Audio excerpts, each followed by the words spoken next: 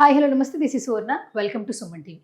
Right now నాతో పాటు laparoscopic laser surgeon Sridhar Reddy Kareddy right now నాతో పాటు ఉన్నారు. అసలు అల్సర్ సమస్యలు ఎందుకు వస్తాయి, అల్సర్ సమస్యలు రాకుండా ఉండాలంటే ఎలాంటి జాగ్రత్తలు తీసుకోవాలి మాట్లాడడానికి డాక్టర్ గారు రెడీగా ఉన్నారు, ఆయనతో మాట్లాడదాం. Hi sir. హలో అండి. సో ఫస్ట్ ఆఫ్ ఆల్ ఏంటంటే అల్సర్ ఒకప్పుడు ఏంటంటే అల్సర్ సమస్యలు ఎందుకు వస్తాయో ఏజ్ పైబడిన వాళ్ళు చెప్తూ ఉండేవాళ్ళు.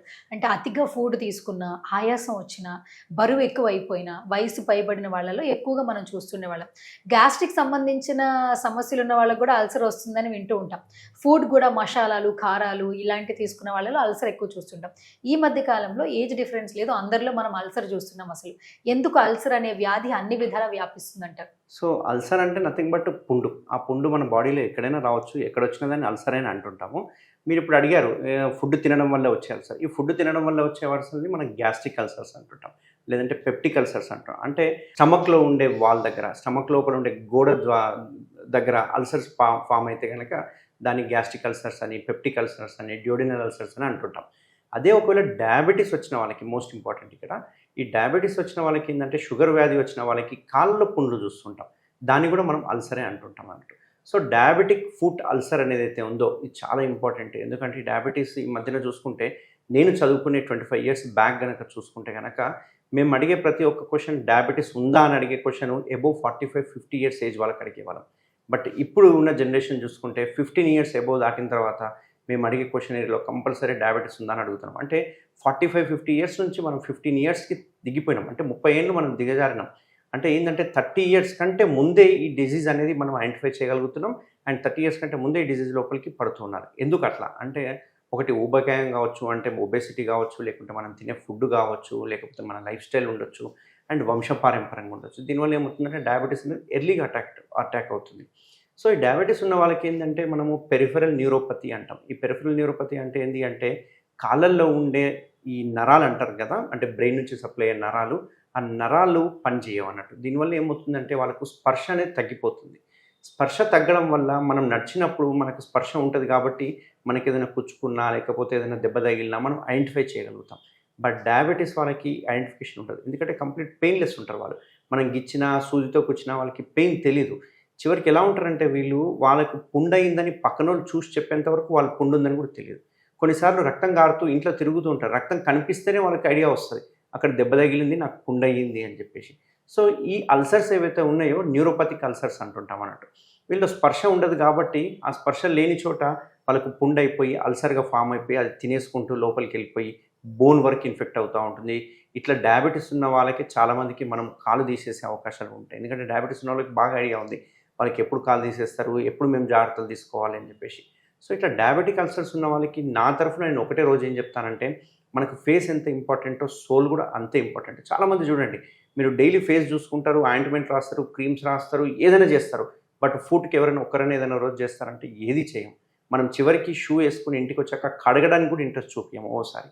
సో ఖచ్చితంగా మనము ఏదైతే ఫేస్ని ఎలా చూసుకుంటామో డైలీ ఖచ్చితంగా ఇంటికి వచ్చిన తర్వాత అక్కడ ఉన్న సోల్ని కూడా మనం డైలీ అబ్జర్వ్ చేయాలి, డైలీ సోల్ చూసుకోవాలి. ఎక్కడైనా క్రాక్స్ ఉన్నాయా దాన్ని కూడా మాయిశ్చరైజర్ రాయడం కావచ్చు, లేకుంటే చిన్న చిన్న క్రాక్స్ ఫామ్ అయిపోతే దాన్ని గీరేయడం కానీ ఇట్లాంటివన్నీ ఖచ్చితంగా చేయాలి. ఇట్లా చేయడం వల్ల ఏంటంటే ఫుడ్ కేర్ అనేది చాలా ఇంపార్టెంట్ ఇప్పుడున్న సిచ్యువేషన్లో కనుక చూస్తుంటే. సో డయాబెటీస్లో ఒబేసిటీ కానీ, లేకుంటే పెరిఫెరల్ న్యూరోపతి ఉంటే కనుక ఖచ్చితంగా అడ్రస్ చేసుకోవాల్సి వస్తుంది. దీనికి కొన్ని రెమెడీస్ కూడా నేను ఫర్దర్గా మీకు చెప్తాను. చాలామందికి అల్సర్ సమస్య వచ్చిందని తెలుసుకోవడమే చాలా లేట్ అవుతుంది. ఎందుకు అసలు లేట్ అవుతుంది? అసలు మనకు అల్సర్ వచ్చింది, అటాక్ అయింది మన బాడీకి అని మనం తెలుసుకోవడానికి ప్రధానంగా మనం గమనించవలసినటువంటి లక్షణాలు ఏంటంటారు? ఈ డయాబెటిక్ అల్సర్లో ఏంటి అంటే, పేషెంట్కి ఆన్ ఆఫ్ ది సడన్గా డయాబెటీస్ అల్సర్ ఈ రోజున రేపే రాదు, కొన్ని సంవత్సరాలు పడుతూ ఉంది. సో ఇక్కడ డయాబెటీస్ వచ్చిన వాళ్ళు ఖచ్చితంగా డైలీ ఫుడ్ కేర్ తీసుకోవాలి. అండ్ మోస్ట్ ఇంపార్టెంట్ ఏంటి అంటే, వాళ్ళు చాలామంది ఏంటంటే బయటికి వెళ్ళేటప్పుడు చెప్పులు వేసుకుంటారు, బట్ ఇంట్లో చాలామంది చెప్పులు వేసుకోరు. సో డయాబెటీస్ ఉన్న వాళ్ళు ఇంట్లోనే ఎక్కువసేపు ఉంటాం కాబట్టి ఇంట్లో కూడా చెప్పులు వేసుకోవడం చాలా మ్యాండేటరీ. ఈ చెప్పులు కూడా ఏదో నార్మల్ సాధారణంగా గట్టి చెప్పులు వేసుకోకూడదు, సాఫ్ట్ మెత్తటి చెప్పులు వేసుకోవాలి. అది ఎంసీఆర్ కావచ్చు, లేకపోతే ఏ రకమైన సరే చెప్పులు కానీ మెత్తటి సాఫ్ట్ సోల్ ఉండాలి. ఇట్లా సాఫ్ట్ సోల్ ఉండడం వల్ల ఏమవుతుందంటే, ఆ స్కిన్ అనేది ఏదైతే ఉందో సోల్ అనేది డైరెక్ట్ గ్రౌండ్కి హిట్ అవ్వదు. హిట్ కాకపోవడం వల్ల వాళ్ళకి ఏమవుతుందంటే అక్కడ ప్రెషర్ పాయింట్స్ అనేవి డెవలప్ కావు. చూసుకుంటే ఒకవేళ యూజువల్గా కొన్ని ప్రెషర్ పాయింట్స్ అనేవి ఉంటాయి అన్నట్టు. మనం భూమి మీద కాలు పెట్టినప్పుడు యూజువల్గా ఈ ఏరియా, కొన్నిసార్లు ఈ ఏరియా, ఈ ఫింగర్స్ ఇవి టచ్ అవుతూ ఉంటాయి అన్నట్టు. సో అందులో ఈ ఏరియా ఒకటి మనకు ఆర్చ్ అంటాం కదా, ఇట్లా ఉన్నప్పుడు ఆర్చ్ ఉంటుంది కదా, కొందరికి ఈ ఆర్చ్ కూడా ఉండదు. ఈ ఆర్చ్ లేని వాళ్ళు ఏమవుతుంది, మొత్తం ఫుట్ అంతా ఇలాగే ఉంటుంది. సో దీనివల్ల కొన్ని మల్టిపుల్ ప్రెషర్ పాయింట్స్ అనేవి ఉంటాయి. సో ఆ ప్రెషర్ పాయింట్స్ని మనము కొన్ని టెస్టుల ద్వారా, మన దగ్గర కొన్ని మిషన్స్ ఉన్నాయి, ఫుట్ స్కాన్ అని చెప్పేసి, ఆ మిషన్ ద్వారా మనం ఫస్ట్ ఏం చేస్తామంటే స్కాన్ చేస్తాం. అసలు కాళ్ళకి ప్రెషర్ ఎక్కడ పడుతుంది, ఏ ప్రెషర్ పాయింట్స్లో మనకు పుండు ఫామ్ అయ్యే అవకాశాలు ఉంటాయి అనేది ఇప్పుడు మనం ముందే కనుక్కోవచ్చు. ఇంతకుముందు ఈ టెక్నాలజీ లేకుండే.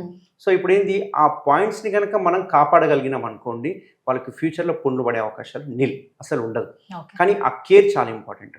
ఈ పుండ్లు ఏవైతే పడే ఏరియాలు ఉంటాయో దాన్ని మనం స్కానింగ్ ద్వారా తెలుసుకొని దీనికి కొన్ని సోల్స్ అని, కొన్ని చెప్పుల్స్ అని ఇస్తూ ఉంటాం. ఈ చెప్పుల్స్ అట్లా ఇవ్వడం వల్ల ఏమవుతుంది అంటే ఆ పాయింట్స్ అనేవి డైరెక్ట్గా భూమికి అనేది హిట్ అవ్వదు. హిట్ అవ్వకపోవడం వల్ల వాళ్ళకి అల్సర్ అనేది ఫామ్ అయ్యే అవకాశాలు ఉంటాయి, కాకుండా ఉంటాయి. అండ్ రెండవది ఇంపార్టెంట్ ఏంటి అంటే ఖచ్చితంగా మాయిశ్చర్ రాయడం కానీ, ఆనెలు అంటుంటాం, కార్న్ అంటుంటాం, కొందరికి కెరటినైజేషన్ అంటాం దాన్ని, అంటే స్కిన్ ఓవర్ గ్రోత్ అవుతుంటుంది. అట్లా అయిన చోటనే అల్సర్స్ అనేవి ఫామ్ అయ్యే అవకాశాలు ఉంటాయి. అట్లాంటి ఆనెలు ఉంటే ఎటువంటి పర్సన్ నెగ్లెక్ట్ చేయకండి. ఇమీడియట్గా పోడియాట్రిస్ట్ చూపించుకోవడం వల్ల ఏమవుతుంది, ఆనెల్ని చిన్నగా ఒక మిషన్ ద్వారా చెక్ చేయడం వల్ల లోపల నుంచి స్కిన్ అనేది డెవలప్ అవుతుంది. కాబట్టి అల్సర్స్ ఫామ్ అయ్యే అవకాశాలు చాలా తక్కువగా ఉంటాయి. Right. Thank you doctor. Thank you so much. Thank you.